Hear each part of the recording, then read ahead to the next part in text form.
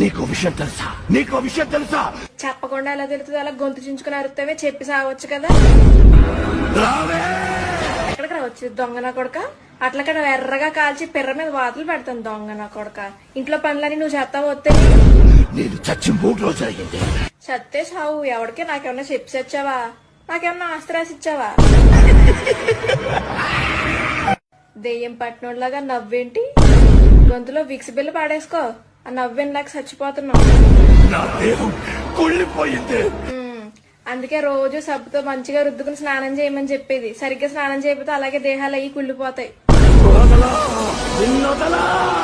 వదలకపోతే చీపురు కట్ట తిరిగేసి ముడ్డు మీద వాతలు పెడతాను.